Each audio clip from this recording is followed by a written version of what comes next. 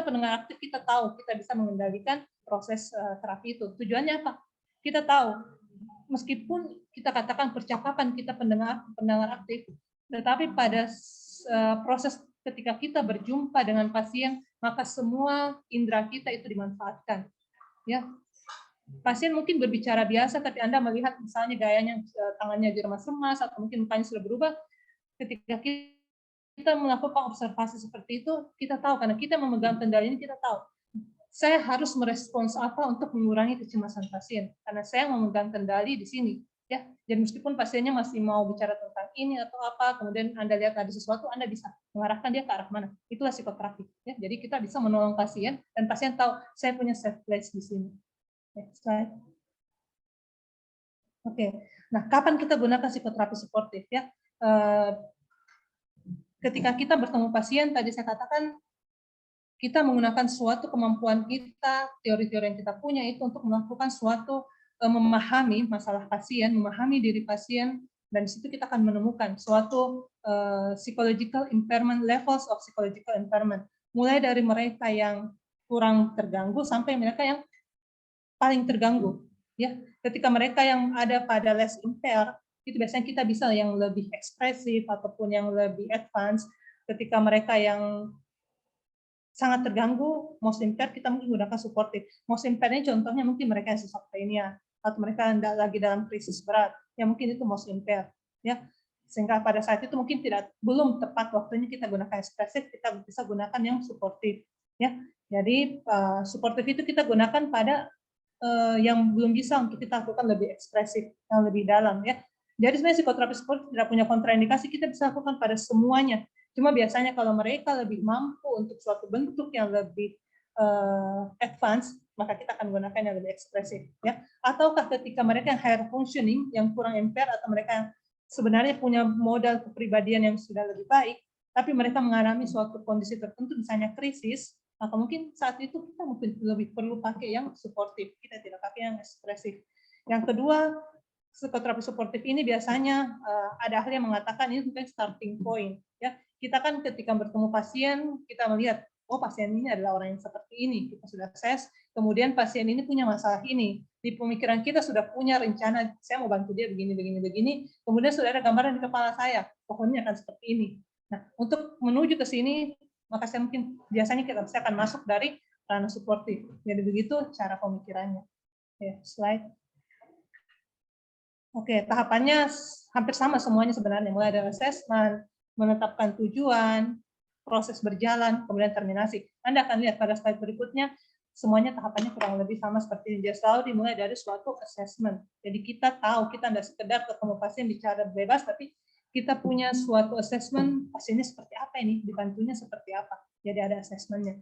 Oke, penetapan tujuannya yang tadi saya bilang, kita untuk mengurangi gejala, meningkatkan self-esteem-nya dia, memperbaiki fungsi-fungsi yang sudah ada, menguatkan fungsi-fungsi ego yang baik yang sudah dia punya, kemudian meningkatkan kesadaran diri.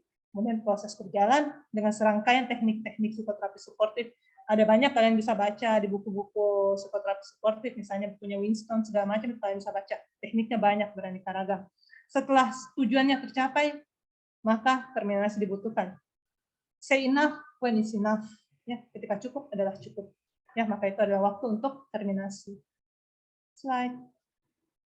Oke, kemudian ketika kita sudah support pasien, pada kasus yang lain mungkin ketika suatu kondisi ataupun pasien yang lain, klien yang lain, sahabat, keluarga, rekan-rekan kita mengalami kegagalan, sering akan muncul pemikiran-pemikiran yang rasanya jauh lebih berat daripada sesungguhnya.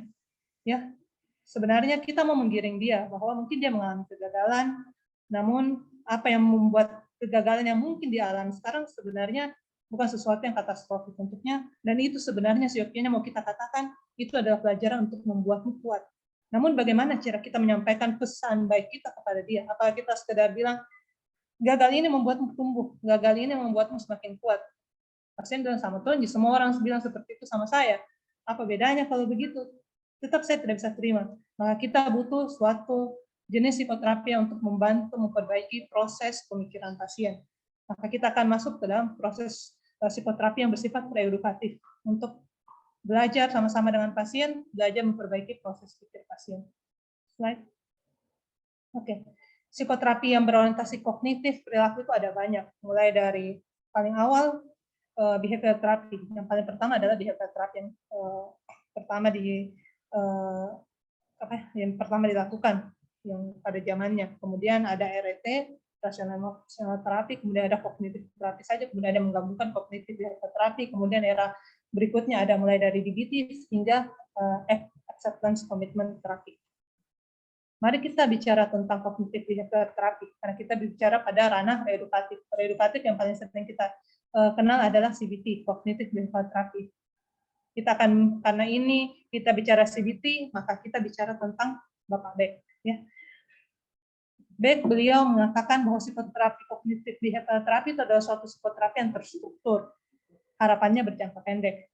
Dia berorientasi here and now, masa kini. Dengan tujuan memecahkan masalah saat ini, dengan memodifikasi pemikiran serta perilaku-perilaku yang disfungsional. Ya, jadi ini adalah psikoterapi yang terstruktur. Ya, sebenarnya semua psikoterapi adalah sesuatu yang terstruktur, namun pada psikoterapi itu sangat terasa sesuatu yang terstruktur itu. Nah, proses ini kemudian kita adaptasi, kemudian kita buat menjadi suatu proses terapi yang memiliki fokus, ya, memiliki teknik-teknik tertentu, kemudian kita tetapkan panjang terapi, tetapi juga secara teoritis panjang terapi itu bisa bersifat fleksibel. Ya, di sini yang kita lakukan adalah formulasi kognitif pasien, keyakinan pasien, kemudian kita akan mencoba melakukan suatu strategi perilaku yang baru untuk pasien. Slide. Okay. Jadi pada kognitif behavioral therapy kita akan berbicara tentang kognitif triangle, ya, di mana ada pikiran, perilaku, pikiran, perasaan, dan perilaku. Tiga hal ini adalah saling berkaitan, ya. Bagaimana suatu situasi yang sebenarnya netral, apapun itu bersifat netral sebenarnya. Namun yang mengapa suatu situasi bisa menimbulkan perilaku A pada manusia satu, kemudian bisa menimbulkan perilaku B pada manusia dua, ada apa?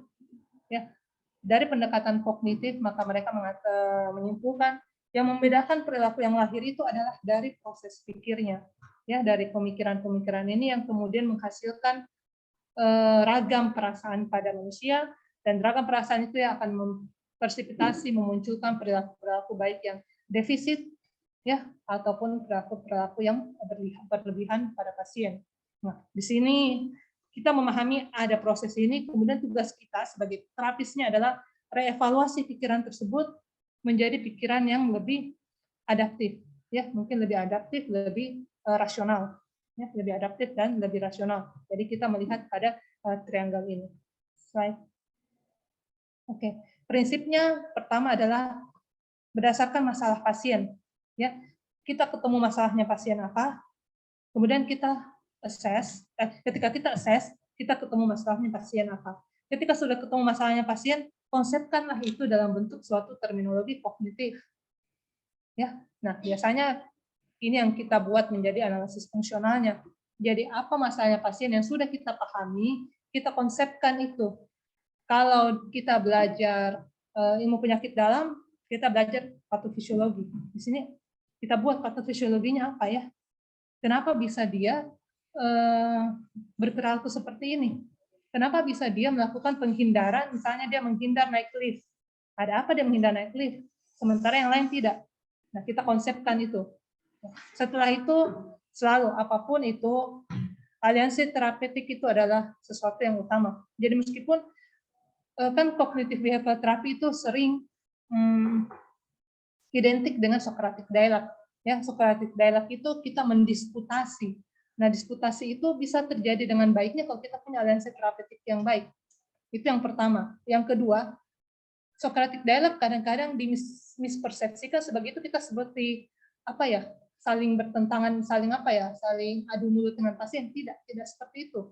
Ya, itu akan malah merusak aliansi terapeutik. Sementara semua jenis psikoterapi kita butuh aliansi terapeutik. Maka Socratic dialogue harus dilakukan sebagaimana mestinya sesuai dengan etikanya, sehingga tujuannya tercapai, tapi aliansi dapat terjadi dengan baik. Oke, Kemudian selalu semua psikoterapi kolaboratif, butuh kerjasama. Namun di sini pada CBT kita punya tantangan tersendiri.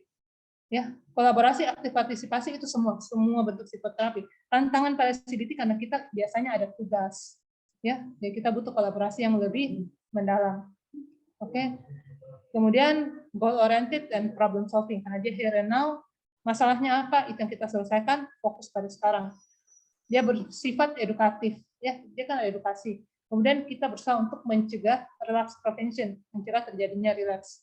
Dia time limited karena biasanya diidentikan dengan jangka pendek, kemudian sesinya terstruktur, sesi ini sampai ini. Namun ini bukan sesuatu yang non fleksibel, ya, sesuatu yang bisa saja fleksibel.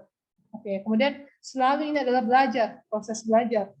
Proses belajar artinya pasien juga tahu, jadi pasien tidak sekedar kita menunjukkan, kemudian pasti akhirnya tahu, dia sendiri tahu bagaimana mengidentifikasi, bagaimana mengevaluasi, bagaimana merespons terhadap pikiran-pikiran yang irasional, sehingga nanti ke depan dia sudah tahu, oh ini varian pikiran itu irasional. Harapannya pasien seperti itu, ya.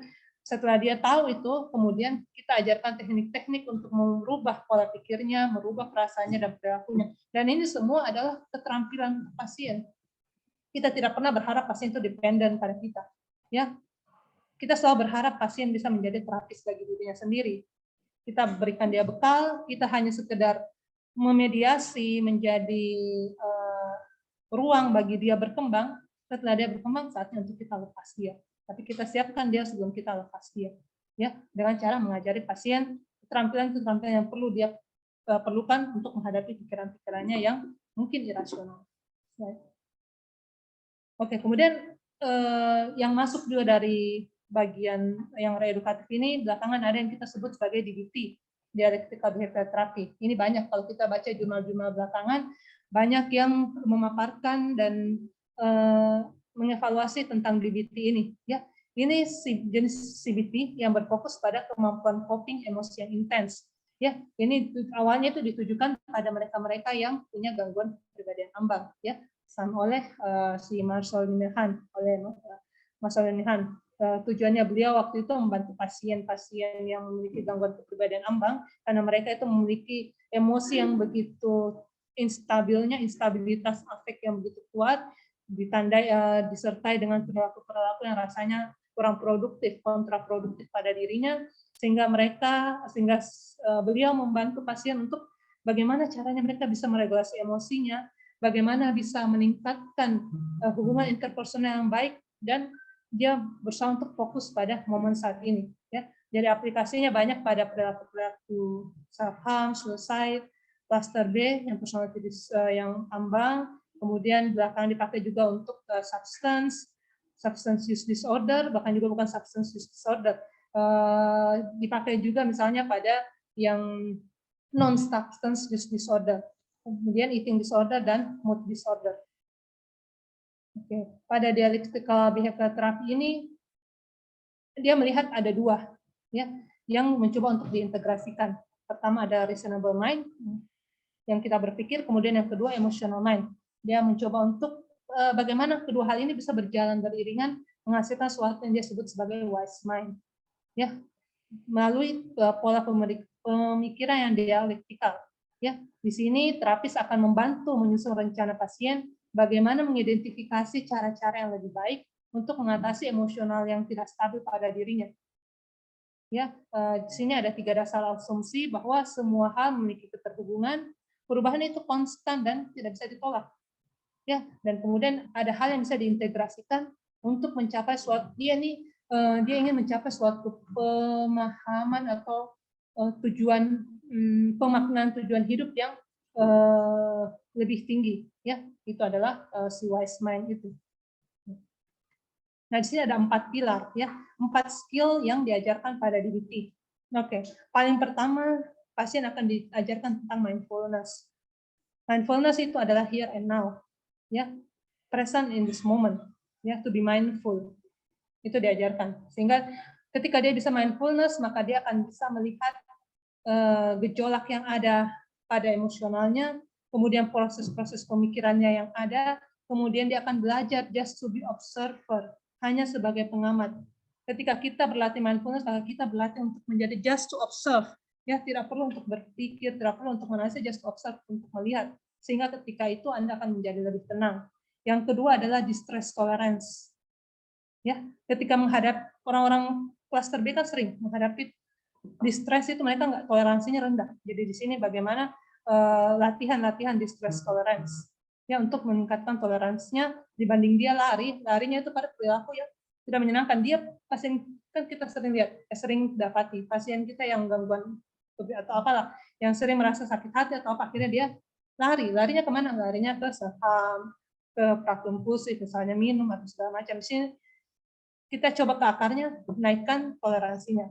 Kemudian interpersonal, hubungan interpersonal, ya, komunikasi asertif, kemudian memperbaiki pola relasinya, kemudian bagaimana menghargai dirinya, kemudian regulasi emosi, ya, mencoba memahami bagaimana memanage, kemudian bagaimana mengubah emosinya. Jadi nanti 4 skill ini akan dijabarkan pada teknik-teknik DBT.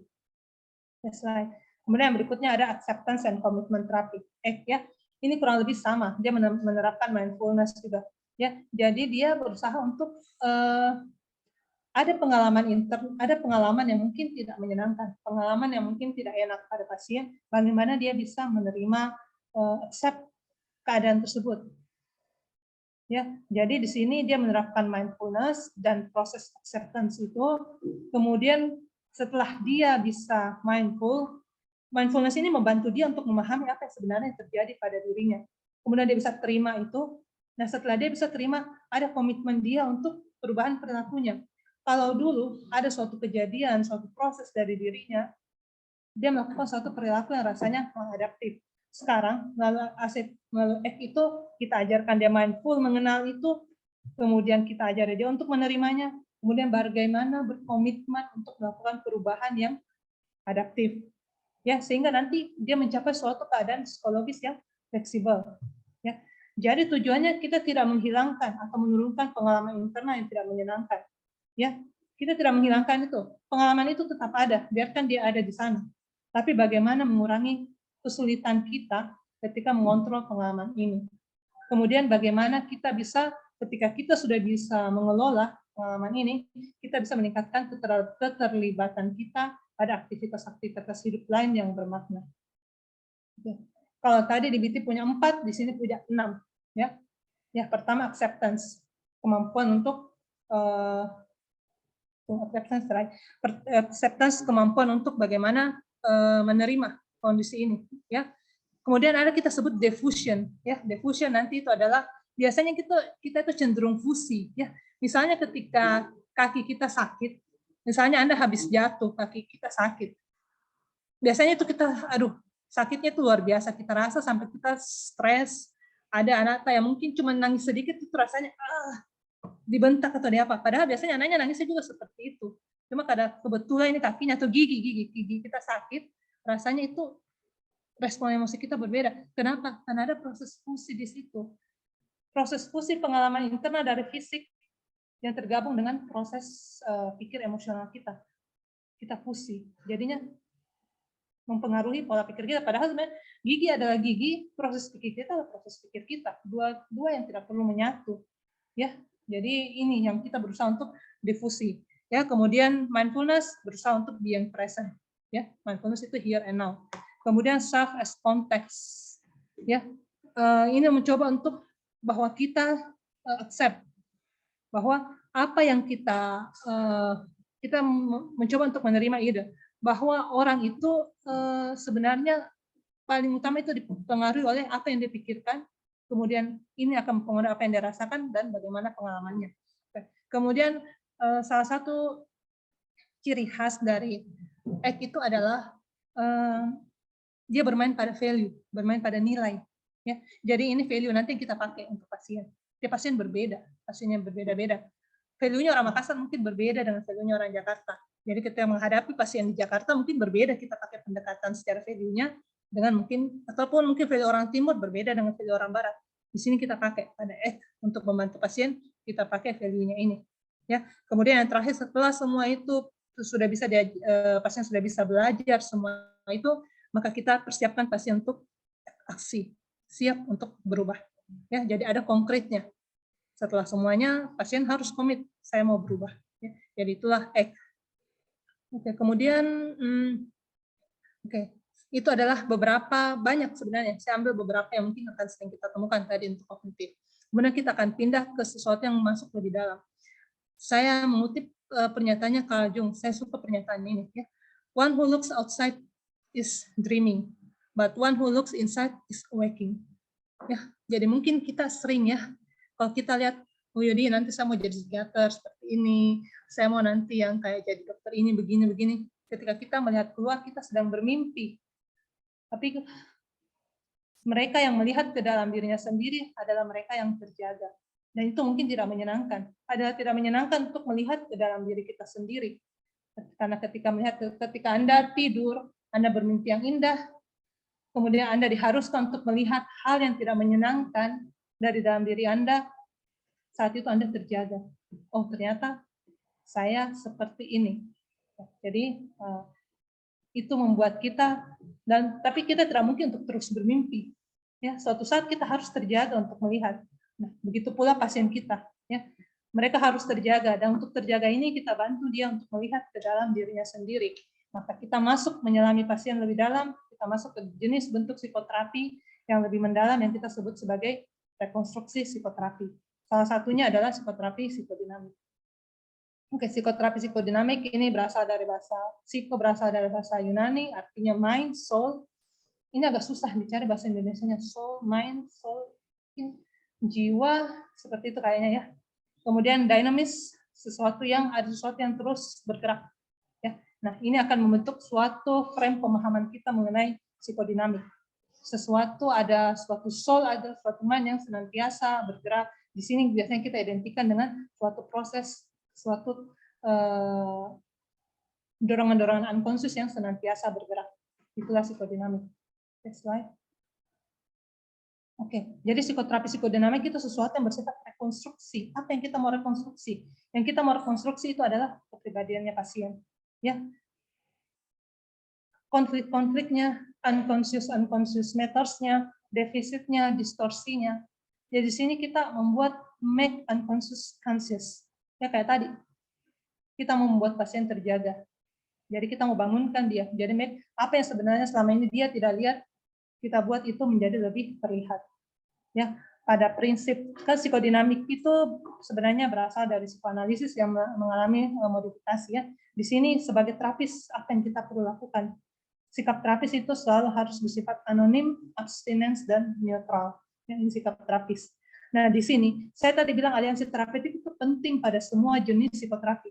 Namun pada psikoterapi psikodinamik, karena kita menyelam lebih dalam ke dalam diri pasien, maka aliansi terapeutik ini menjadi sesuatu hal yang rasanya benar-benar perlu menjadi perhatian kita. Karena aliansi terapeutik di sini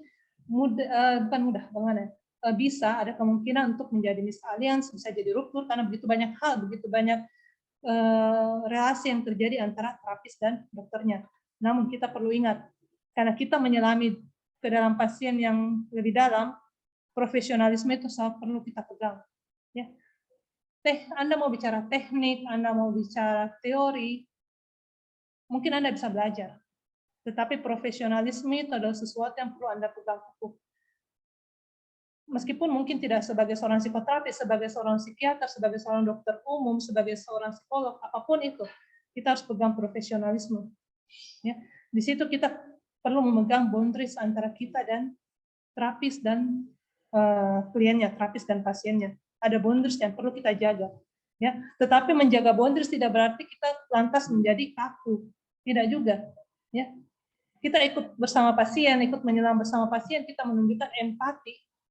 Karena kalau Anda takut Anda men-setting boundaries, limit setting dengan pasien, kemudian Anda jadinya kaku, maka aliansi tidak akan terbentuk. Tidak akan ada sesuatu yang bersifat empati. Ya, jadinya Anda ketakutan.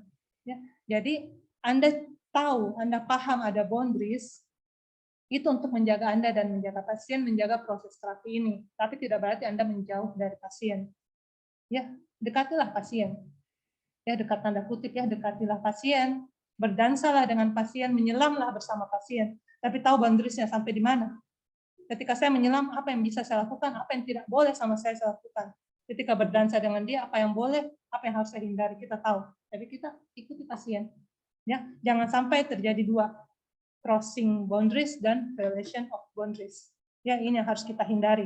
Karena ini merusak profesionalisme, merusak proses terapi itu.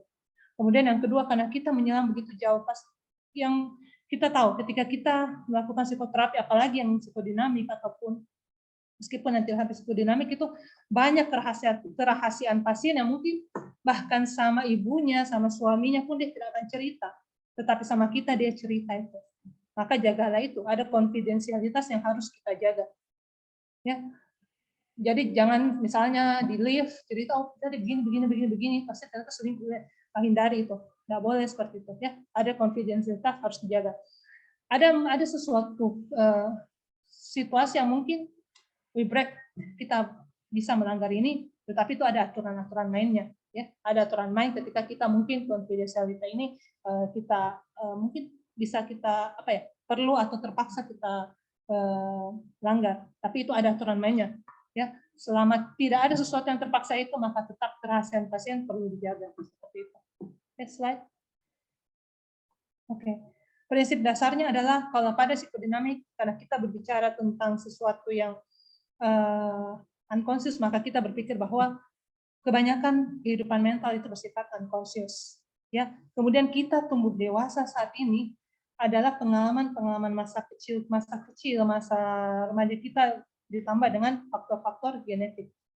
Ya, makanya mengapa itu kalau pada psikodinamik itu kita mencoba untuk make unconscious menjadi conscious, ya, karena kita tahu kita terbentuk itu karena pengalaman itu, sehingga ketika sesuatu itu masih tersimpan unconscious, maka itu akan it rules your life, menjadikan seperti itu suatu fate untuk Anda.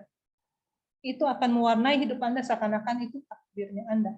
Tapi ketika Anda tahu, maka Anda bisa untuk berperan di situ. Ya, saya tak bisa mengubah masa lalu saya tak bisa mengubah mungkin trauma masa kecil saya. Tetapi ketika saya tahu yang dulu menjadi fate, saya segala macam mungkin gejala fisik akibat itu, segala macam gangguan mental akibat itu, karena saya tidak tahu apa-apa. Sekarang saya tahu, maka saya mencoba untuk merekonstruksi itu sehingga saya bisa menjalani hidup dengan saya sebagai pelaku dari kehidupan saya. Kemudian pada psikoterapi psikodinamik ini, kita akan berbicara tentang transferensi, counter transferensi, dan resistensi. Ini hal yang mewarnai proses psikoterapi psikodinamik. Karena proses psikoterapi psikodinamik kita tidak sekedar cuma berbicara dengan pasien, kemudian oh ada ini, tidak. Di situ ada dua manusia yang sedang berelasi, ibaratnya dua substansi yang sedang berinteraksi menghasilkan suatu reaksi, dan dari relasi itu maka baik kedua individu itu berkembang, ya, they transform, terapis maupun pasiennya bertransformasi dari hubungan itu, ya. Jadi hubungan itu tidak sekedar hubungan kita berbicara kemudian kita menggunakan teknik sesuatu yang rasanya otak kiri, tapi di situ ada hubungan emosional, ya. Jadi makanya di situ akan sangat kental dengan proses transferensi, kontratransferensi, dan resistensi, ya. Dengan tujuan akhir adalah kita membantu pasien memperoleh sense of authenticity dan uniqueness. Jadi kita tidak merubah pasien menjadi apa yang kita inginkan. Biarkanlah dia unik dengan dirinya sendiri. Ya, yang jelas dia adalah master dari kehidupannya sendiri. Dia kelak menjadi terapis bagi dirinya sendiri. Slide. Dok, waktu 1 menit lagi, Dok. Oke, jadinya kita, ini assessment-nya nanti lihat di buku. Oke, next slide. Ya, ini adalah kontinumnya mulai dari ekspresif sampai suportif sampai ekspresif. Kalau kita belajar lebih dalam, nanti kita akan belajar ini. Kemudian mungkin yang Gestalt dengan kita skip saja ya. Ini ada jenis terapi juga Gestalt. Ini ada banyak, ada transaksional, ada juga satunya eksistensial juga ada. Ini saya ingin menyisipkan sedikit. Let's skip nih. Psychotherapy in the brain. Ya. Mungkin saya minta waktu mungkin 2-3 menit, kita akan bicara tentang bagaimana psikoterapi dengan otak sebenarnya. Apakah ini proses yang berpisah? Sesungguhnya seyogyanya tidak. Ya, karena kita punya suatu sekarang yang disebut neuroplastisitas. Ya, otak kita adalah sesuatu yang senantiasa bisa berkembang. Ya, bukan sistem yang fix, bukan sistem yang menetap. Ya, jadi ada perubahan-perubahan pada networknya ini. Kita percepat saja. Oke, jadi otak kita senantiasa dinamis, melakukan reorganisasi struktur maupun fungsi otaknya. Di sini ada plastisitas dari sinaps-sinapsnya. Slide. Baik dok, ada tambahan 5 menit dok dari panitia dok. Karena Makasih. katanya menarik dok materinya dok. Oke. Dan slide. Oke, sekarang tadi kita bicara otak itu sesuatu yang dinamis. Kemudian apa kaitannya dengan psikoterapi? Ya, kemudian di sini kita lihat perkembangan neuroscience itu membantu kita melihat ternyata otak kita bukan sesuatu cuma sekedar barang mati. Ada aktivitas listrik, ada aktivitas metabolik. Kemudian di sana dikenalkanlah konsep neuroplastisitas bahwa ada perubahan biologis yang terjadi akibat proses belajar. Ya, proses belajar ini yang kemudian pada psikoterapi itu disebut sebagai self-directed neuroplasticity. Ketika diarahkan, kita latih untuk tujuan tertentu, kita kan selalu punya goal, dapat memicu perubahan biologis pada otak. Lalu itulah psikoterapi bekerja pada otak kita. Slide. Oke, jadi perubahan neuroplastik pada otak ini mempengaruhi respon emosional, pemikiran realitas, kemudian pengembangan keterampilan dan perilaku, sehingga nanti kita seperti mengatur ulang otak kita, ya mengatur ulang otak pasien untuk membantu dia mengatasi tantangan lingkungan secara efektif, kemudian memberikan kepercayaan diri, realistis bahwa dia tahu setelah saya begini, saya melakukan ini hasilnya seperti itu, sesuatu yang realistis. Right? Oke. Psikoterapi itu kan tadi kalau kita bicara bahwa neuroplasticity itu terjadi akibat proses belajar. Ketika diarahkan tujuan tertentu, proses belajar itu terjadi, maka akan terjadi neuroplastisitas pada otak. Nah, psikoterapi itu sebenarnya ada suatu proses belajar, ya. Baik kita belajar, baik pasien belajar, kita juga belajar. Ya. Nah, bagaimana hubungan psikoterapi dengan proses belajar? Bahwa di situ ada suatu kewaspadaan, ada awareness yang secara conscious dari untuk kita belajar, ya. Jadi sebagai terapis pun kita selalu aware apa yang terjadi dengan pasien, apa yang terjadi dari diriku, ya. Dan proses consciousness ini, kesadaran ini adalah sesuatu yang sui generis. Sui generis artinya itu sesuatu yang unik. Saya tidak bisa tahu proses kesadarannya Dr. Nurul duduk di sana, saya tidak tahu. Ya, tidak bisa, saya tidak bisa mengobserv dia, kecuali saya dukun mungkin bisa, ya. Kalau tidak, saya tidak bisa mengobserv, ya. Apa yang bisa saya lakukan? Yang bisa saya lakukan untuk mengobserv dia adalah melalui komunikasi saya, baik komunikasi verbal maupun non-verbal. Dan ketika ada suatu trust, ada suatu kepercayaan, ya komunikasi itu berjalan lebih efektif, maka saya bisa ada suatu attunement antara ada suatu pertemuan antara consciousness saya dan consciousness-nya dia melalui kelima indera saya. Ada yang terengage, ya. Nah, ketika dia engage pada proses psikoterapi itu, ya ada komunikasi itu, maka seperti halnya dua neurokimiawi yang saling bertemu, ya. Di situ akan terjadi pertemuan antara dua proses kesadaran sehingga akan memicu suatu perubahan-perubahan pada proses belajar dan perubahan-perubahan pada si otak pasien dan juga otak terapinya. Ini yang kita sebut sebagai self-directed neuroplasticity. Oke, ini ada suatu ungkapan dari Hub, neurons that fire together, wire together. Jadi ini menguatkan proses belajar yang berulang ini sebenarnya prinsip ini biasanya dipakai untuk menguatkan proses memori. Ya, jadi dengan meningkatkan firing, ya firing kemudian memperkuat, memperbanyak, secara volume, secara frekuensi, maka akan meningkatkan kekuatan dari sinapsnya. Kekuatan sinaps yang meningkat akan menginduksi plastisitas dari sinaps. Ini yang kita sebut kemudian yang dikenal sebagai long term potensiasi. Ya, jadi prinsip ini yang kita pakai, makanya pasien berulang-ulang, working through itu berulang-ulang. Ya, proses belajar Socratic dialog itu berulang-ulang. Ya, Anda mensupport pasien berulang-ulang. Mungkin Anda sudah bilang, aduh sudah, perasaan saya lagi. Sudah proses berulang-ulang. Untuk apa? Untuk memperkuat, untuk strengthening sinapsnya, untuk menguatkan firingnya dia, sehingga bisa meningkatkan plastisitas dari sinapsnya. Oke, ini mungkin nggak usah di skip saja. Di sini mau melihat bahwa mindfulness yang sekarang lagi booming itu bagaimana dia bisa meningkatkan neuroplastisitas. Mungkin kita skip saja. Oke, di skip saja namanya.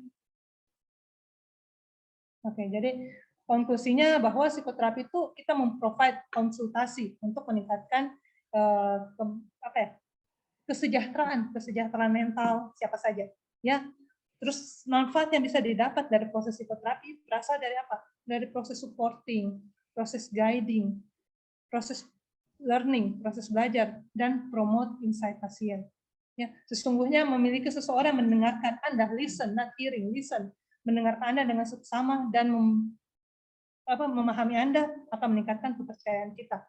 Ya, kemudian tadi terakhir kita mengatakan bahwa psikoterapi itu bisa bermanfaat, prosesnya itu melalui suatu perubahan neuroplastisitas di otak. Itu suatu proses fisik yang rasanya senantiasa berubah-ubah dan suatu proses yang rasanya bisa saling menguatkan. Oke, next slide. Karena saya mungkin saya bisa dikasih 1 menit. Ini adalah seorang kakek di Jepang, ya. Kakek yang dinamai kakek tunggu dulu. Dia seorang pensiunan polisi kalau tidak salah. Jadi kerjanya setiap hari itu memanjat suatu tebing, di Jepang. Tujuannya apa? Tebing itu adalah suatu tempat wisata, tapi tujuannya bukan dia selalu bawa teleskop teropong memanjat tebing. Tujuannya dia adalah mencari orang-orang yang mau bunuh diri di sana. Ya, jadi daerah itu, saya lupa daerahnya, itu terkenal dengan banyak yang mau bunuh diri. Jadi dia kerjanya setiap hari di sana. Kemudian apa yang dia lakukan? Dia cuma datang sana, duduk samping orang itu, kemudian mendengarkan orang itu berbicara. Dia akan meminta untuk tunggu dulu ketika orang itu akan want to commit suicide. Dia menunggu dulu, mendengarkan dia berbicara. Kadang-kadang dia mengajak ke rumah. Dia tidak punya teknik, dia tidak punya skill. Dia hanya menawarkan suatu hati yang terbuka, ya, mau menolong mereka. Ya, jadi kalau seorang kakek yang mungkin tidak punya skill apa-apa bisa melakukan itu, maka kita yang punya skill, kita mungkin punya kemampuan, punya kesempatan, mungkin bisa melakukan seperti atau bahkan melebihi yang dilakukan oleh si kakek ini. Ya, oke. Saya tutup presentasi saya hari ini dengan mungkin sesuatu yang mungkin reminder untuk kita semua. Kadang-kadang orang sekeliling kita itu hanya butuh telinga untuk mendengar dengan penuh empati, kemudian suatu kesempatan, suatu hati, atau suatu kesediaan diri kita untuk memahami mereka. Mungkin ya, teknik penting, teori penting, ya, tetapi keberadaan kita ada di sana, kita ada secara full di sana untuk dia saat itu, mungkin itu jauh lebih penting bagi mereka saat itu. Oke, saya kira sekian untuk presentasi saya yang mungkin biasa-biasa saja siang ini. Semoga bisa membawa sedikit cahaya untuk kita semua. Terima kasih. Saya kembalikan ke moderator.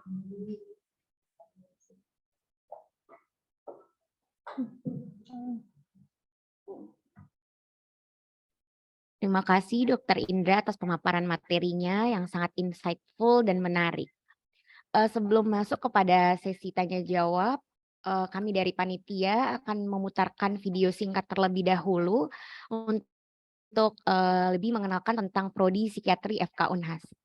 Bagi panitia dipersilahkan.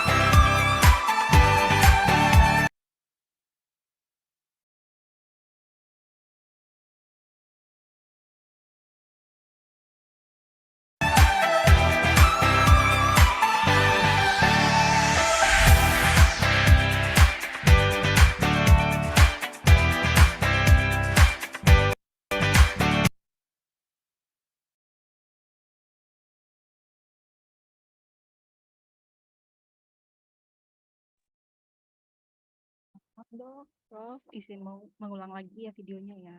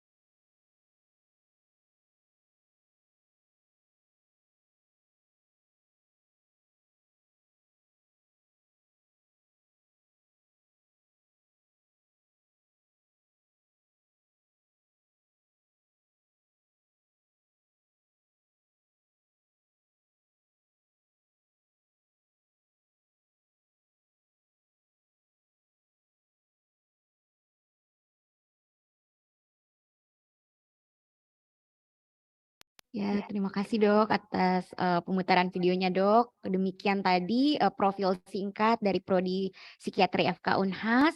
Selanjutnya kita masuk pada sesi tanya jawab. Sudah ada beberapa pertanyaan yang dikumpulkan oleh teman-teman panitia. Ini sudah ada 20 pertanyaan. Baik Dok, yang pertama Dok, pertanyaan dari Dilo Agusti Putra. Bagaimana menurut dokter proses kolaboratif antara psikiatri dan psikolog klinis dalam penanganan pasien? Kapankah perlu ke psikolog dan kapan pasien perlu ke psikiater, Dok? Terima kasih Dokter Sarah. Ya, pertanyaan yang menarik ya. Kalau kita bisa bekerja dengan suatu tim, lebih banyak orang, lebih banyak kepala yang berpikir, tentunya lebih baik ya. Lebih banyak orang yang bisa kolaboratif, tentunya lebih baik ya. Jadi kapan pasien harus ke psikolog klinis, kapan pasien harus ke psikiater, mungkin tergantung kebutuhannya pasien ya. Ketika kebutuhannya pasien atau pasien sudah, bukan hanya kebutuhan dan masalahnya pasien. Ketika pasien masalahnya mungkin sudah membutuhkan proses farmakoterapi, ya mungkin dia butuh ke psikiater. Untuk proses psikoterapi bisa dilakukan oleh tenaga terlatih. Apakah dia psikolog klinis yang terlatih? Boleh. Dia psikiater yang terlatih? Boleh. Ya, jadi tidak ada pembatasan. Oh, untuk gangguan ini harus ke psikiater. Yang membatasi kan pembedaannya kalau psikiater kan bisa mengcombine dengan farmakoterapi. Jadi ketika kita mungkin belum mengatakan pasien, mungkin seorang manusia lah, entah dia klien, dia pasien datang dengan suatu masalah, kita lihat apakah ini kita bisa bantu dia secara dengan aspek psikologis, kita butuh kolaboratif dengan farmakoterapi, ataukah bahkan mungkin terapi biologis yang lain, mungkin kita bisa bantu dia dengan terapi-terapi biologis yang lain juga bisa. Ya, jadi tergantung bagaimana problemnya pasien dan bagaimana kebutuhannya pasien. Kolaboratif boleh sekali, ya kolaborasi boleh sekali. Jadi kalau misalnya suatu tempat kita punya psikolog klinis, kenapa tidak kita bekerja sama ya? Jadi saya dengan senang hati, sesuatu hal yang menyenangkan ya, kita saling membantu, kita saling bisa holding hands untuk menyelesaikan suatu pasien, itu baik sekali ya. Mungkin sisi individualnya bisa sama psikiaternya, farmakoterapi sama psikiaternya, kemudian kita sama-sama merancang suatu terapi kelompok untuk beberapa pasien bersama-sama, kemudian kita bisa mungkin apalagi kalau misalnya pada DBT kita kerjasama, bukan hanya dia ada coaching session, itu mungkin kita tidak bisa semuanya itu lakukan sendiri, kita bisa burnout. Kolaboratif sesuatu hal yang sangat positif rasanya. Jadi seperti itu Dokter Sarah. Ya, baik Dok. Lanjut ke pertanyaan selanjutnya Dok. Pertanyaan dari Setia, bagaimana kiat-kiat untuk melakukan psikoterapi yang efektif pada pasien skizofrenia dengan gejala negatif yang kuat seperti mutisme, Dok? Oke, jadi skizofrenia itu suatu gangguan yang berada pada kontinum yang most impair ya. Kontinum yang rasanya tidak mudah untuk kita melakukan psikoterapi yang lebih advance. Yang bisa kita lakukan adalah yang bersifat suportif. Kiat-kiatnya ya tentu pertama ya apapun itu sedang bangun aliansi terapeutik dengan pasien. Ya mungkin pasiennya mutisme ya mungkin kita tidak bisa, dia mungkin tidak banyak bicara. Ya mungkin dia tidak banyak bicara ya tetap apapun itu kita hadir di situ, kita ada, kemudian mungkin ya pasti kan dibantu juga farmakoterapi, diharapkan itu juga bisa membantu pasiennya. Kemudian kita bisa mungkin dari psikoterapi suportif itu kita bisa tambahkan pendekatan behavior untuk mempromot perilaku-perilaku yang positif. Kemudian kita pakai teknik-teknik suportif, misalnya praise juga bisa. Ketika suatu perilaku positif dilakukan oleh pasien, maka kita beri reward. Ya, rewardnya bisa dalam bentuk praise, pujian, pemberi semangat, itu sesuatu yang bisa memperkuat, reinforce untuk perilakunya. Misalnya dia mulai berbicara sedikit atau apa ya, kita bisa reinforce itu dengan praise, ataupun mungkin bisa pakai prinsip behavior lain, misalnya token ekonomi atau apa. Ya, jadi mungkin kita perlu kreatif lihat kondisinya pasien. Ya, kemudian mutismenya juga itu kita lihat karena apa. Misalnya kalau halusinasi yang kuat, mungkin kita butuh farmakoterapinya dioptimalkan. Kemudian kalau di sana ada suatu resistensi juga ya, kita coba untuk rolling dengan resistensi yang ada pada pasien yang menyebabkan dia mutisme. Entah mungkin dia belum terbiasa dengan kita, ataukah mungkin belum ada trust, maka bangunlah trust itu, bangunlah aliansi terapeutik yang baik. Baik dokter, lanjut ke pertanyaan selanjutnya dok. Pertanyaan dari Zulfanizar. Setelah era pandemi, telemedicine menjadi suatu cara pasien berkonsultasi dengan dokter dok. Apakah modalitas terapi ini cukup efektif apabila psikoterapi dilakukan melalui telemedicine? Iya, iya, iya. Tentu ada ada positif negatifnya ya. Zaman COVID kan memang kita nggak bisa ketemu pasien ya lewat telemedicine. Telemedicine itu memudahkan kita untuk pasien tetap bisa melanjutkan proses sesi terapinya dengan teratur, tidak terputus seperti itu. Ya, cuman tetap kita harus mempertimbangkan tentang legalitasnya. Ya, jadi usahakan meskipun telemedicine usahakan dilakukan misalnya di fasilitas kesehatan yang memang punya fasilitas telemedicine ya. Jadi legalitas itu karena kita tadi saya bilang kan setting limit kita dengan pasien, ada boundaries ya. Jadi mungkin tidak bagus kalau dilakukan misalnya Anda di rumah, kemudian pasiennya juga di rumah, mungkin harus settingnya mungkin ada di tempat di fasilitas kesehatan. Kemudian ya pasti tetap tidak sepenuhnya sama dengan ketemu muka ya, karena kalau ketemu kan lebih mudah kita terhubung dengan pasien, kemudian respons emosinya itu akan, saya membayangkan respons emosi itu akan lebih mudah muncul ketika kita berhadapan muka dengan pasien dibanding kita ada pembatasan satu layar.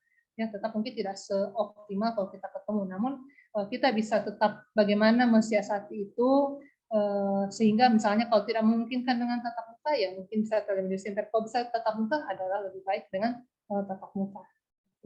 Ya, baik dok, berarti telemedicine tetap bisa digunakan ya dok dalam psikoterapi, tapi tetap mempertimbangkan profesionalisme dan setting yang formal ya dok.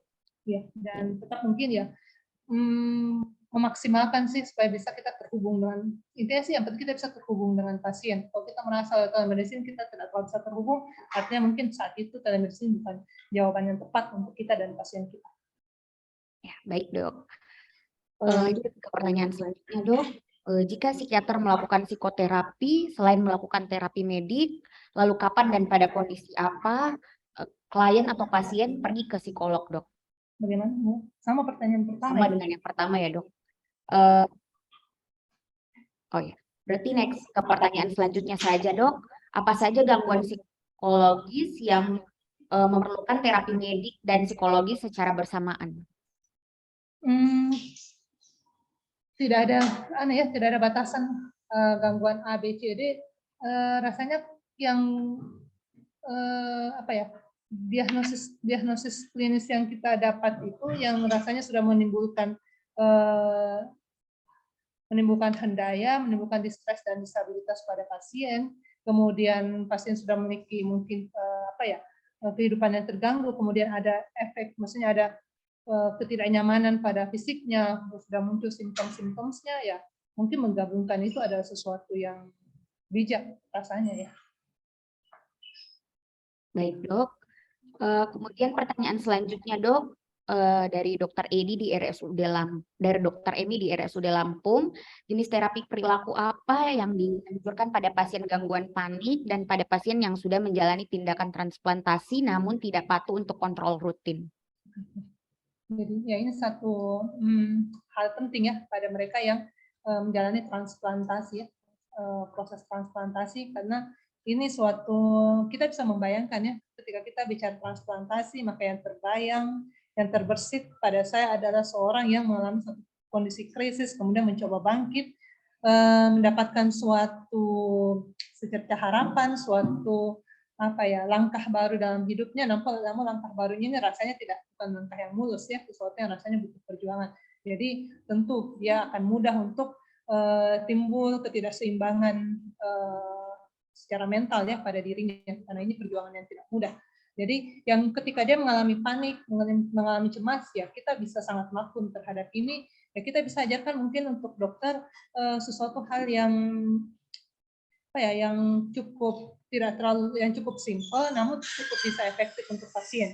Ya kita bisa ajarkan dia seperti relaksasi, ya bagaimana dia bisa ketika cemasnya datang, baik breathing exercise kah, relaksasi, kemudian mungkin ketika dia merasa tegang kita bisa ajarkan dia PMR, progression muscle relaksasi.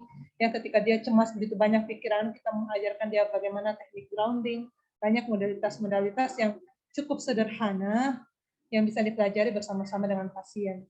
Untuk yang lebih advance, maksudnya untuk yang lebih kita bisa dia mungkin kandidat yang rasanya cocok untuk dilakukan misalnya untuk dia acceptance, kemudian komitmen untuk berubah perilaku yang mungkin tidak mau minum obat, bagaimana dia mau minum obat. Tapi ya itu mungkin prosesnya akan lebih butuh perjuangan baik dokternya maupun baik terapisnya maupun pasiennya.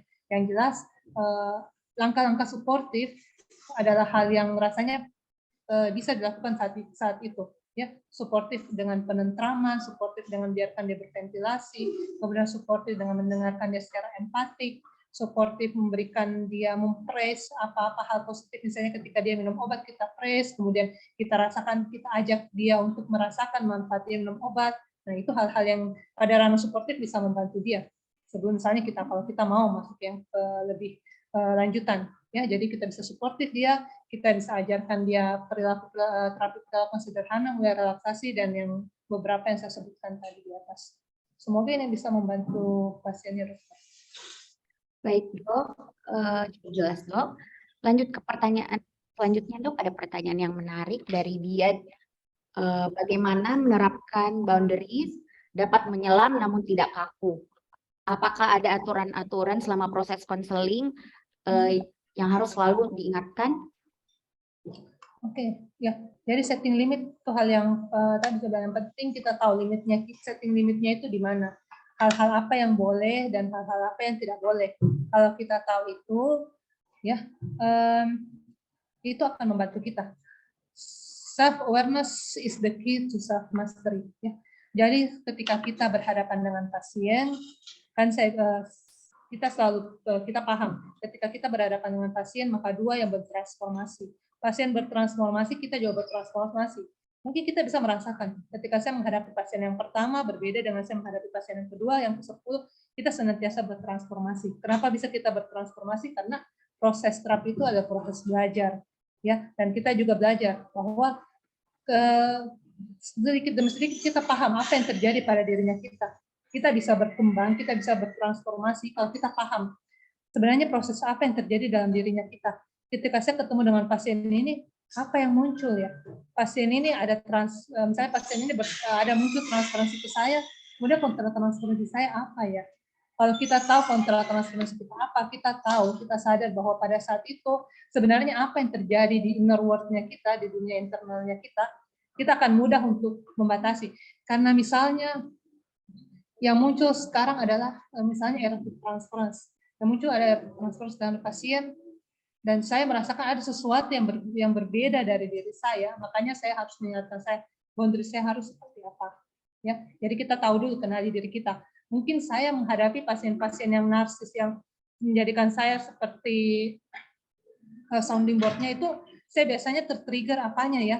Nah, kalau saya tertrigger ini, kemungkinan saya akan melakukan apa? Saya akan melakukan violation boundaries yang apa? Ya, saya tahu kemungkinan apanya. Jadi ketika sudah ada mengarah ke situ, saya sudah bisa mengerem diri saya. Itu yang pertama. Yang kedua, di situ mungkin juga tidak butuh untuk suatu supervisi, suatu konsultasi, atau kan mungkin juga suatu sesi terapi tidak menutup kemungkinan. Jadi kita sebagai terapis mungkin butuh konsultasi juga, konsultasi dengan yang kita rasa bisa membantu kita menyelesaikan apa yang terjadi pada diri kita, sehingga kita punya limit tetap bisa terjaga. Ya, kita bisa tetap aware terhadap hal itu. Kayaknya itu yang bisa kita lakukan. Yang penting self awareness, selalu punya self awareness supaya kita bisa menguasai diri kita, sehingga biasa mau menyelam bagaimanapun saya bisa menguasai diri saya. Saya tidak akan jadinya out of sense, jadi tidak kehilangan kontrol, tidak kehilangan kesadaran apa yang akan saya lakukan, apa yang sedang saya lakukan. Kayaknya mungkin begitu. Baik, berarti kita sebagai terapis juga tidak menutup diri ya dok, bahwa diri kita sendiri mungkin butuh terapis lain ya dok, untuk menolong dok. Ya baik dok, pertanyaan selanjutnya dok, Bagaimana melakukan terminasi yang tepat pada psikoterapi suportif? Apakah ada jumlah sesi minimal pada psikoterapi suportif? Rasanya nggak ada literatur menyatakan minimal berapa. Cuma biasanya kalau kita buat terstruktur ya kita buat berapa pertemuan ya. Dan ini sesuai dengan target dan tujuannya. Misalnya jadi tujuannya saya, targetnya saya misalnya pada pasien ini tujuannya adalah mengurangi gejalanya, kemudian saya mau meningkatkan kepercayaan dirinya. Kira-kira pertemuan saya biasanya suportif kadang-kadang 30 menit, 25 menit, 30 menit. Kemudian saya atur pertemuannya mungkin 2 kali seminggu, 2 minggu sekali atau bagaimana. Nah, kira-kira berapa sesi ini untuk pasien ini saya rancang berapa sesi bisa selesai. Tapi itu saya belum pernah baca sih ada yang khusus berapa jumlah pertemuan. Yang saya pernah itu untuk skizofrenia biasanya itu kita buat dalam bentuk kurang lebih 18 sampai 24 pertemuan sesuai dengan targetnya sih, sesuai dengan target terapi yang kita capai. Jadi belum ada harga patokannya. Baik, Dok. Selanjutnya, apakah sebelum memulai psikoterapi perlu dilakukan informed consent atau persetujuan tindakan medik untuk menjaga boundaries dan confidentiality sepanjang terapi? Perlu dilakukan informed consent. Informed consent ya mungkin awal ya bisa melakukan itu ya, informed consent awal bisa, tapi tidak perlu setiap saat informed consent. Dari profesionalisme kita itu akan mengarahkan kita pada menjaga hal itu sepanjang proses terapi. Ya, berarti kan kita bilang kita yang mengarahkan proses terapi itu, jadi sepanjang kita bisa menjaga itu dan kita bisa mengatur pasien untuk menjaga itu, rasanya tidak perlu setiap saat ada informed consent. Ya mungkin kalau pertama Anda mau bikin boleh, tapi setelah itu cukup dengan attitude seorang terapis, attitude selama proses terapi, Anda bisa observe, Anda bisa merasakan pada dalam proses terapi itu apa yang sedang terjadi, maka hal ini bisa kita jaga. Ya. Jadi rasakan waktu proses terapi ini mau mengarah kemana ini. Apakah kalau ada sudah mengarah agak melenceng-melenceng, ya kita tahu. Di situ kita bisa mendiskusikan itu dengan pasien. Jadi diskusikanlah. Ketika misalnya ada suatu hal yang rasanya tidak seperti biasanya, diskusikan itu dengan pasien. Dan ketika Anda merasa Anda tidak mampu, diskusikan itu atau konsultasikan dengan mungkin pembimbing, kalau PPDS dengan pembimbingnya, ataupun konsultasi diskusi dengan sesama psikiater yang lain juga memungkinkan. Baik, Dok. Selanjutnya, bagaimana dengan hipnoterapi? Apakah termasuk bagian dari psikoterapi? Seberapa efektif dan direkomendasikankah hipnoterapi? Dan apakah hipnoterapi se-urgent itu untuk dimasukkan ke alam bawah sadar seperti yang ada pada bagian proses hipnoterapi? Oke. Hipnoterapi kita menggunakan hipnosis. Dulu Freud juga menggunakan hipnosis ya pada awalnya untuk masuk unconscious world-nya pasien ya. Jadi hipnosis sebagai satu media untuk masuk ke unconscious-nya pasien. Yang jelas kita tahu kita sedang buat apa, tujuannya kita buat itu apa, dan kita tahu kalau saya buat itu apa yang terjadi, saya tahu saya harus berbuat apa. Jadi silahkan mau pakai hipnosis untuk regresi dia untuk masuk ke anunya. Kalau Anda tahu Anda sedang berbuat apa dan Anda tahu tadi Anda katakan se-urgent itu Pak, maka nilailah apakah memang urgent untuk saya masuk lewat hipnoterapi, lewat hipnosis, ataukah saya mau pakai cara lain. Kalau memang Anda rasa itu sesuatu yang rasanya bisa membantu pasien sesuai dengan targetnya kita, tujuannya kita, itu juga tidak apa-apa juga. Bisa oke-oke juga.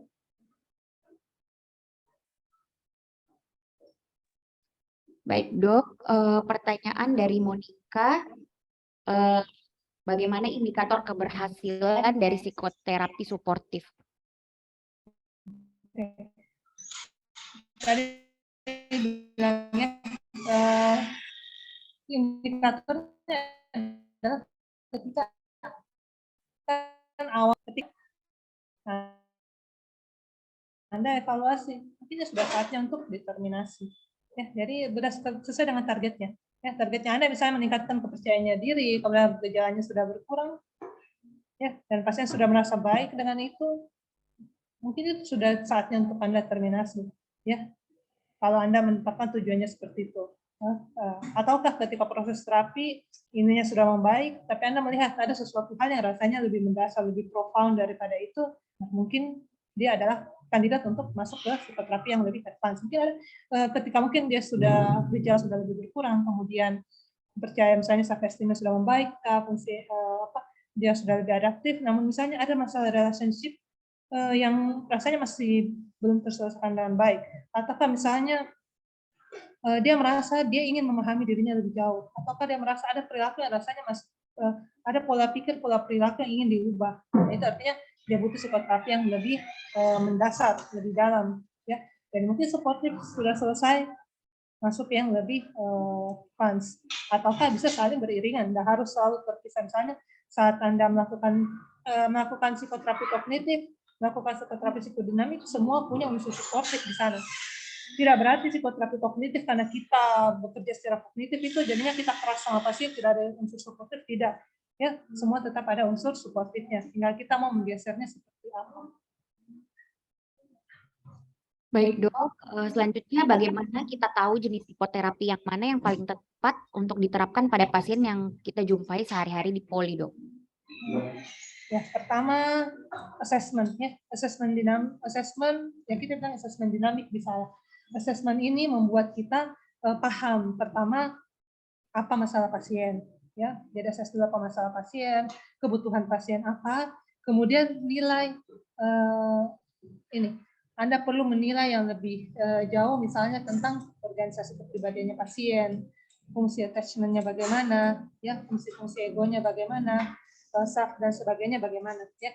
Kalau Anda sudah bisa mengakses ini semua, Anda bisa lihat, oh pasien saya ini ada pada level yang most impaired dengan kebutuhan yang mungkin butuh suportif. Oh pasien saya ini punya organisasi kepribadian mungkin yang ke arah neurotik, yang tidak terlalu butuh untuk terlalu disportif, mungkin sudah bisa saya kognitif. Oh aduh pasien saya ini pasien yang cukup rapuh, yang rasanya, tapi dia punya psychological minded yang bagus, kayaknya dia kandidat untuk psikodinamik. Oh pasien ini sedang kayaknya berada pada tahap aktif kehidupan yang mungkin lebih punya memerlukan tentang makna hidup, mungkin saya bisa masuk dari eksistensial atau gestalt. Oh pasien ini mungkin ada masalah dari pola interaksi yang mungkin saya bisa pakai analisis transaksional. Jadi lihat kebutuhan pasien, lihat masalahnya pasien, dan lihat kondisi kita assess dulu ini ya, organisasi kepribadian, atau kita nilai dulu internal word-nya, struktur kepribadiannya seperti apa, baru kita tentukan. Baik dok, selanjutnya apa beda konseling dengan psikoterapi ya dok? Dan apa jenis psikoterapi yang bisa dilakukan atau diajarkan pada dokter umum dok? Jadi konseling itu konseling sebenarnya itu bisa kita katakan psikoterapi yang lebih berbatas waktu dan berbatas fungsi ya, berbatas tujuan, berbatas setting. Jadi biasanya konseling itu dilakukan untuk waktu yang singkat, kemudian pada untuk menyelesaikan masalah-masalah yang ada, yang misalnya satu masalah yang tidak terlalu meluas, yang tidak terlalu mendalam, misalnya biasanya konseling itu misalnya konseling di sekolah, misalnya untuk menghadapi atau menyelesaikan misalnya ada masalah akademiknya, atau konseling tempat kerja. Jadi cuma seputar itu. Jadi dia cuma menyelesaikan di situ. Jadi di situ ada proses membantu kliennya itu untuk menyelesaikan masalah yang ada saat itu. Ya, jadi bagaimana mungkin lewat pengajaran, bagaimana melalui guidance membimbing dia menyelesaikan masalah-masalah yang ada. Jadi dia lingkupnya itu lebih terbatas. Itu adalah konseling. Untuk dokter umum, konseling itu masuk di keterampilan klinis yang perlu untuk dikuasai, konseling dan psikoterapi suportif. Ya, harapannya konseling dan psikoterapi suportif itu bisa jadi bekal dokter umum untuk membantu pasien-pasien di ketika bertugas. Ya, jadi dua hal itu yang mungkin bisa kita bantu untuk lebih dikuasai sama dokter umum. Ya, dok, lalu pertanyaan selanjutnya dari Dr. Richardo Gana, Bagaimana melakukan inisiasi psikoterapi terhadap pasien dengan tilikan pada rentang tingkat 4-5 dan kecenderungan self-harm? Kurang ya? Bentar, kabelnya kurang ya? Oke. Berarti insight-nya kurang ya, insight-nya kurang. Tuh saya masih kurang paham sih insight-nya kurang tentang apa? Insight-nya kurang tentang kondisinya kah, atau insight atau kurang maksudnya tidak kurang bisa untuk bekerja sama? Saya masih kurang paham pertanyaan ini. Oke, yang jelas ketika menghadapi pasien yang insight-nya kurang, ya enggak apa-apa. Just to be there, ya, hadir di sana, kemudian dengarkan dia secara empatik, ya, listen apa yang anunya, dengarkan saja ketika mungkin dia menampilkan apa ya, gestur tubuh yang tidak kooperatif pun ya enggak apa-apa juga. Mungkin pasien agresif pun ya enggak apa-apa juga. Ya, ada saja di sana, mungkin mulai dari tahapan suportif, kemudian apapun itu ya kita coba untuk olah seminim apapun responnya dia, kita coba olah, kemudian kita lihat di insight yang kurang itu karena apa, ya, lihat motifnya apa, selalu lihat sesuatu di belakangnya, ya. Di depannya dia tidak ada insight, tapi sebenarnya apakah dia tidak mau bekerja sama, apa di belakangnya itu, apa ada resistensi kah atau ada apa, ya. Jadi kita lihat pertama kita ada di sana, apapun kondisi pasiennya seperti apapun ada saja di sana, kemudian tawarkan diri Anda, kemudian lihat apa yang kira-kira bisa Anda tangkap menyebabkan insight-nya seperti itu. Pelan-pelan nanti mungkin akan ada jalan untuk bisa mengurai resistensi itu. Yang keduanya tadi. Kecenderungan self-harm. Oh, kecenderungan self-harm. Ya, ini mungkin ya memang nggak mudah ya untuk kecenderungan self-harm, ya biasanya kita self-harm kita lihat dulu penyebabnya apa, ya, penyebabnya apa, terus ketika mereka sekarang ada dalam level emosional yang seperti apa, ya, ketika mungkin level emosionalnya naik ya kita perlu tenangkan dulu, ya, ketika dia tegang kita tenangkan dulu, ya, kemudian kalau kita semakin terkonek dengan pasien, nah, cobalah selami apa yang sebenarnya ada di dalam internal world-nya pasien yang mungkin melahirkan perilaku-perilaku self-harm itu. Ya, biasanya itu banyak hal yang ada dalam dunia internalnya pasien-pasien yang melakukan self-harm. Oke, yang jelas ada selami itu dan jangan takut. Ya, jangan apa ya? Biasanya kan merasa kontratransformasi yang paling mungkin muncul itu adalah merasa terteror. Ya, jadi mungkin tenangkan diri kita juga. Baik, Dok. Selanjutnya, Dok, bagaimana cara mengatasi resistensi dalam psikoterapi, Dok? Oke, resistensi sesuatu ihwal yang apa ya, yang mungkin saja terjadi ya. Jadi ya kita yang penting kita pertama aware, oh ini ada resistensi, selalu harus ada self awareness, aware ini ada resistensi, kemudian ya rolling with resistensi, ada banyak teknik rolling with resistensi ya, mulai dari just accept it, maksudnya bertemanlah dengan resistensinya pasien, tidak usah kita tidak perlu menjudge resistensi itu, tidak apa-apa, terima juga resistensi itu apa adanya, kemudian kita bisa, kalau pasiennya tidak bisa masuk dari pintu, ya mungkin kita masuk dari jendela, bisa juga. Ya, kemudian kita bisa, pada teknik yang lebih lanjut, kita bisa melakukan konfrontasi, kita masuk observasi, kita juga bisa melakukan konfrontasi dengan konsekuensi. Itu ada beberapa teknik untuk mengurai resistensi. Ya, itu mungkin bisa dibicarakan lebih lanjut. Baik, Dok, mungkin perlu penjelasan sendiri lagi ya, Dok, untuk mengenai resistensi ini, Dok. Tapi secara umum terima saja itu resistensi, kemudian bertemanlah dengan itu, kemudian observasi itu, kemudian kalau nggak bisa masuk pintu, masuk ke jendela. Baik, Dok, selanjutnya ada pertanyaan tentang pengalaman mengenai pembiayaan psikoterapi, Dok. Penerapannya di rumah sakit di sini, Dok, di Makassar, Dok. Itu bagaimana ya? Nah, itu saya juga kurang paham itu kayaknya. Ya, saya betul-betul tidak bisa menjawab pertanyaan ini karena saya tidak.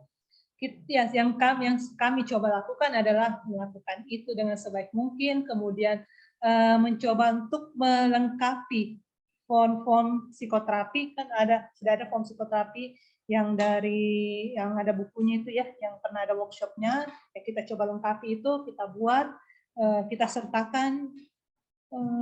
Hasilnya sih saya nggak tahu persis, belum tahu pasti hasilnya bagaimana. Jadi upaya kita baru dari tahap melengkapi form sesuai permintaan, misalnya form-form yang ada itu kita sertakan dengan STP-nya pasien. Kita lakukan sejelas mungkin ya, harapannya ya bisa bisa mendapatkan umpan balik yang positif sih. Ya, mudah-mudahan nanti kalau ada umpan balik positif bisa saya sharing lagi.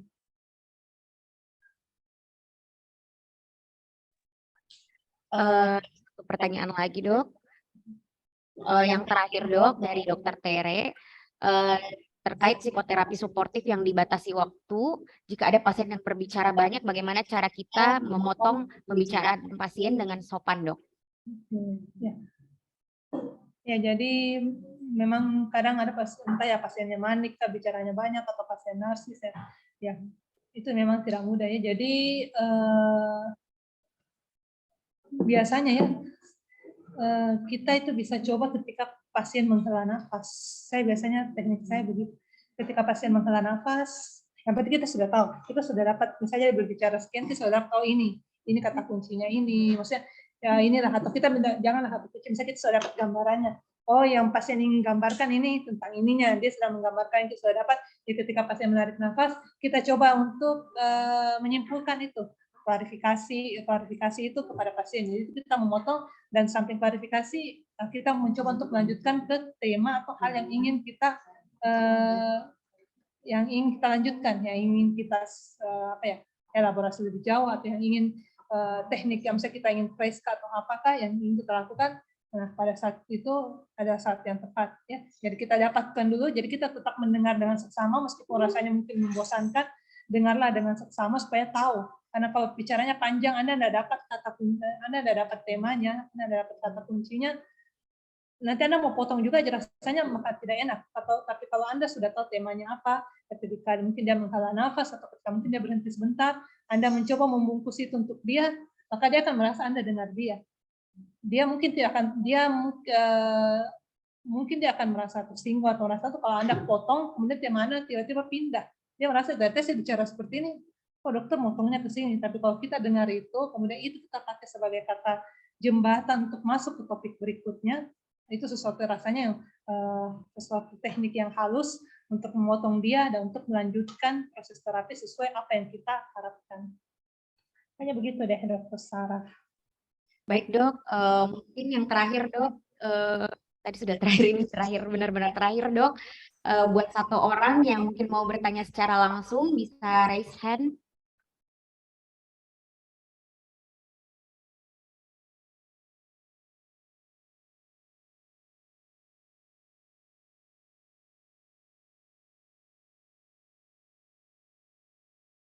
Apakah ada dari Prof, dokter yang mungkin ingin bertanya secara langsung pada Dokter Indra? Boleh raise hand, Dok, Prof, atau hadirin yang lain. Oh iya, baik Dok, sudah ada satu orang yang raise hand dari Dokter Musfiko, Dok, senior saya, Dok. Silakan untuk Dokter Viko, Dok. Terima kasih Dokter Sarah. Izin ya Dok, off cam. Dokter Indra, makasih atas penyampaiannya. Kebetulan kita juga mau CBT, jadi bisa review lagi ya Dok ya. Cuman tadi ada sepertinya ada hal penting yang sempat dibahas sama Dokter Indra tadi terkait dengan kepribadian psikoterapisnya ya Dok ya. Gitu. Dan Dokter Indra juga sempat menyebutkan kalau misalnya ternyata sebagai terapis pun kita juga bisa kita juga bisa mendapatkan terapi dan it's not a bad thing gitu Dok. Jadi apa ya Dok ya, karena kadang-kadang tuh ketika dalam sesi gitu sama pasien gitu, kadang-kadang kita pun akhirnya bercermin terhadap diri, kadang-kadang suka muncul tuh Dok perasaan kayak, ih kan saya juga gini gitu, masa saya bilangin ke pasien saya kayak gini, maksudnya kayak kita juga melakukan hal-hal yang kiranya maladaptif gitu Dok. Terus sudah gitu kita mengajarkan pasiennya, oh coba kamu kayak gini, tapi misalnya kita juga sering misalnya kayak, saya juga sering nonton drama Korea terus nggak bisa berhenti gitu karena penasaran dan akhirnya tugas saya terbengkalai dan lain-lain. Tapi kita nyuruh pasiennya kayak membenari itu, tapi kitanya juga kayak gitu. Kadang-kadang suka kayak conflicting gitu. Nah, ini gimana ya, Dok, ya kayak meresolusi gitu, working through sama permasalahan yang kayak gini ketika kita ngerasa kayak, apakah kita bisa nih jadi terapis yang good enough gitu sama pasien kita. Terima kasih Dokter Sarah, terima kasih Dokter Indra. Terima kasih dok, silahkan dokter Indra dok. Ya, jadi untuk Dr. Viko ya bagus ya, saya apresiasi ada self awareness-nya. Dr. Viko tahu ya ketika menghadapi pasien ada sesuatu yang rasanya perlu saya awasi dalam dirinya saya, itu kan hal yang baik ya, sudah punya awareness itu langkah awal yang sangat baik ya. Tadi kan kita bilang jadi ketika kita bertemu dengan pasien maka dua yang bertransformasi, ketika kita aware maka akan dua yang bertransformasi, dirinya pasien dan diri kita. Ya, jadi kalau Dokter Viko merasa itu sesuatu hal yang rasanya masih kurang, nah artinya Dokter Viko perlu working through, perlu mungkin melihat lebih jauh, ada apa dengan saya, ada apa dengan perilaku saya, sebenarnya saya itu bagaimana, ya. Jadi mungkin perlu menyelami lebih dalam untuk mengetahui itu, ataukah yang cuma sekedar saya perilaku ini yang cuma sekedar untuk saya kontrol, karena ada sesuatu yang lebih dalam daripada itu, ya. Jadi perlu mungkin refleksi diri juga, perlu refleksi diri menghadapi pasien ini, sebenarnya apa yang muncul dan sebenarnya dalam diri saya apa saja ini yang faktor-faktor apa yang menyebabkan itu, ya. Jadi refleksi diri itu penting. Kemudian ya memang kalau kita melihat dulu, kalau dari psikanalisis kan dikatakan harus selesai, makanya biasanya itu perlukan yang sebelum menjadi terapis dia perlu dianalisis dulu, sekian lama, sekian banyak. Nah, sekarang kan diupayakan berjalan dengan proses pembelajaran, ya dilakukan itu ya, lakukan petisi, diskusi, kemudian mungkin refleksi diri dan segalanya untuk membantu terapisnya ketika menghadapi pasien. Ya, jadi pasien kan guru kita juga, ya, jadi kita belajar juga. Ya, tidak apa-apa juga dokter.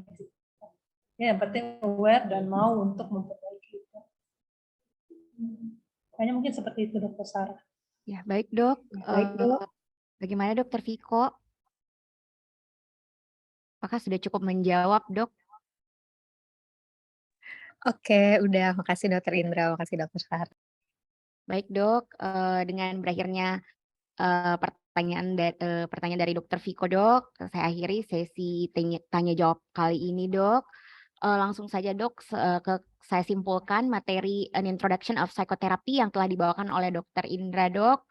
Psikoterapi adalah pengobatan dengan menggunakan cara psikologik yang dilakukan oleh individu terlatih dengan tujuan menghilangkan atau memodifikasi gejala dan mediasi pola perilaku serta mempromosikan perkembangan kepribadian yang positif. Psikoterapi seperti yang Dokter Indra telah katakan adalah suatu talk terapi di mana kita sebagai terapis harus menjadi pendengar yang aktif, yang memegang kendali dan tidak terhanyut pada apa yang pasien ceritakan ke kita. Lalu kita harus memaksimalkan indera kita untuk mengobservasi keadaan pasien dan merespon sesuai terhadap apa yang merespon sesuai dengan kondisi pasien saat itu, sehingga mungkin kita dapat menurunkan gejala-gejala pasien seperti gejala cemas dan lain-lain.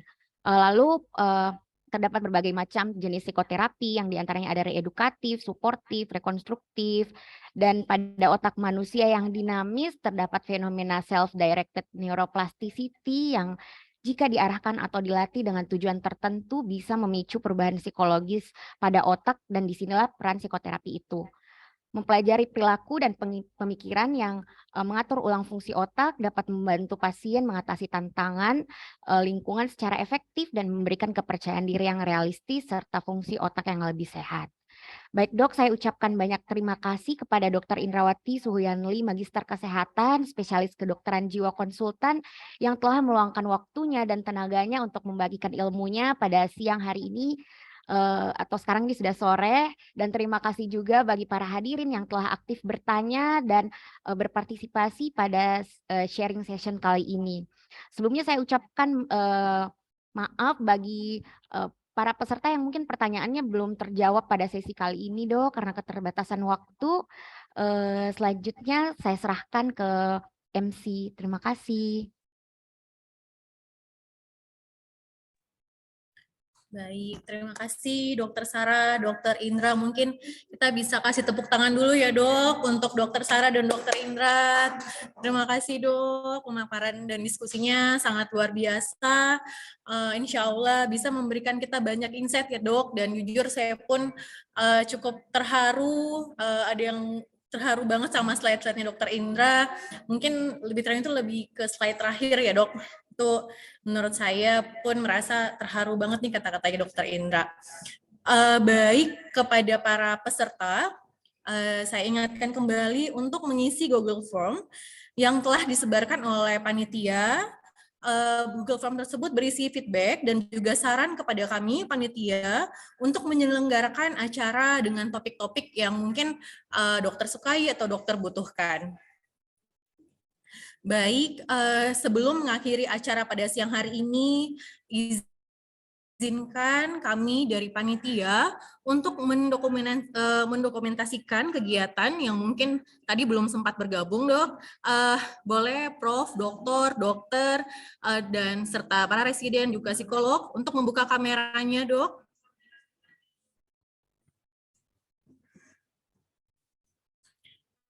Baik, mohon panitia Dok memberikan instruksi. Oke Dok, boleh dibuka dulu kameranya, dilepaskan maskernya Dok ya, biar kelihatan semua wajahnya.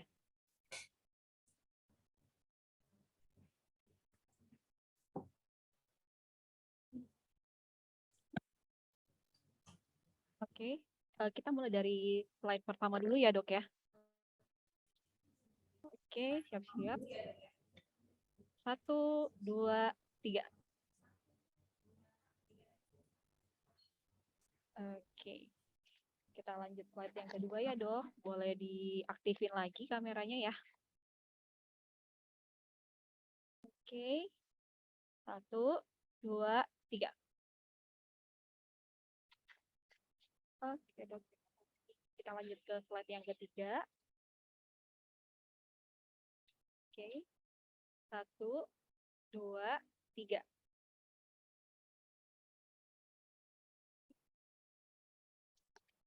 Slide yang keempat ya Dok ya, boleh diaktifin lagi kameranya. 1, 2, 3. Lanjut slide yang kelima, boleh diaktifin kameranya ya Dok ya. 1, 2, 3.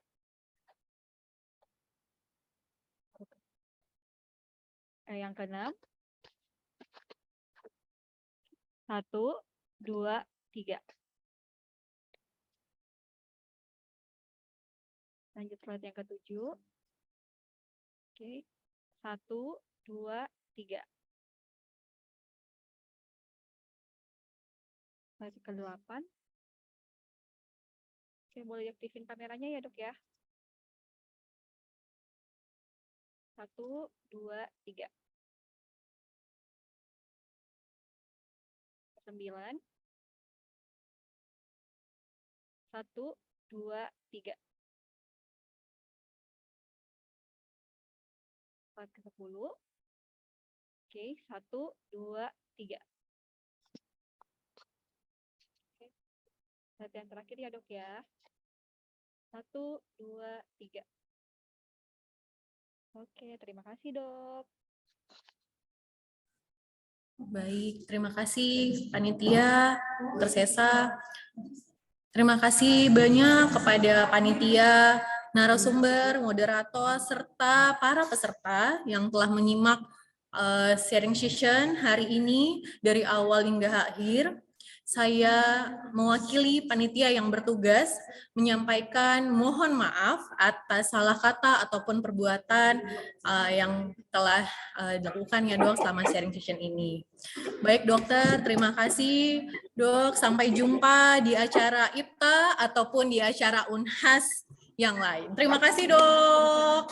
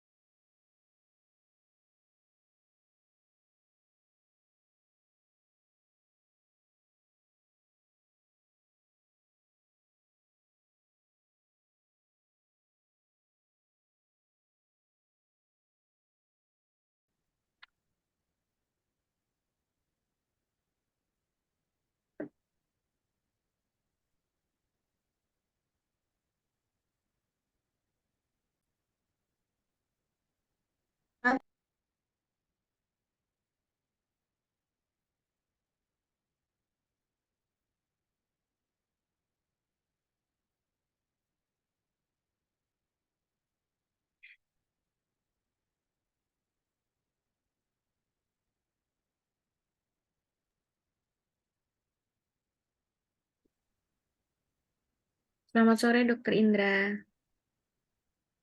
Selamat sore, Dokter Indra. Terima kasih banyak, dokter.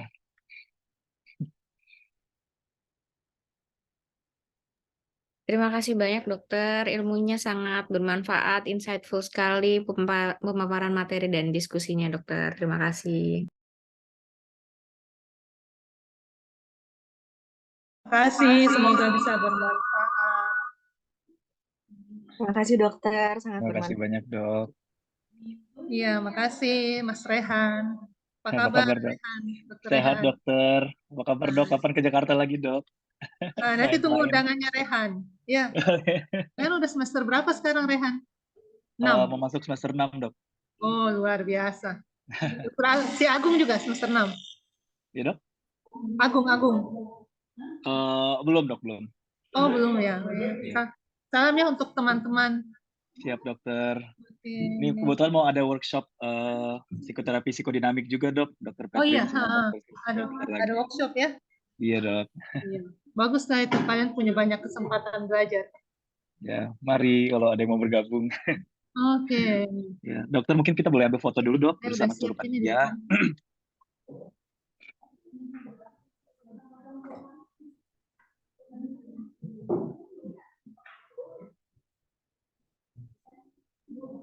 Ini mau foto barengnya lagi ya, Dok ya.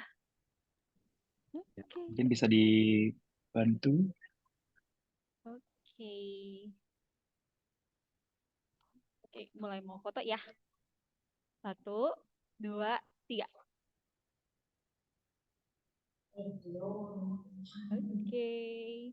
Oke, sudah ya. Jadi satu kali. Dok, sekali lagi dok. Boleh, sekali lagi, dok. Sekali lagi ya, dok. Dok ya. Gaya yang bagus dok. Mau normal apa bebas nih? Oke, sekali lagi ya, Dok ya. 1, 2, 3. Oke. Terima kasih, Dok. Oke, saya izin pamit ya. Sampai jumpa Terima kasih banyak, dokter kasih, Indra. Sampai ketemu lagi, dok. Oke deh, Sehat Rehan. selalu. Oke, sehat juga Rehan.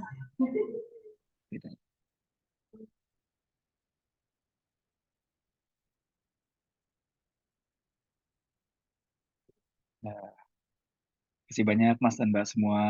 Luar biasa. Terima kasih, dokter-dokter semuanya. Yes. Terima kasih, Mas. Terima kasih, Mbak. Terima kasih Mas dan Mbak.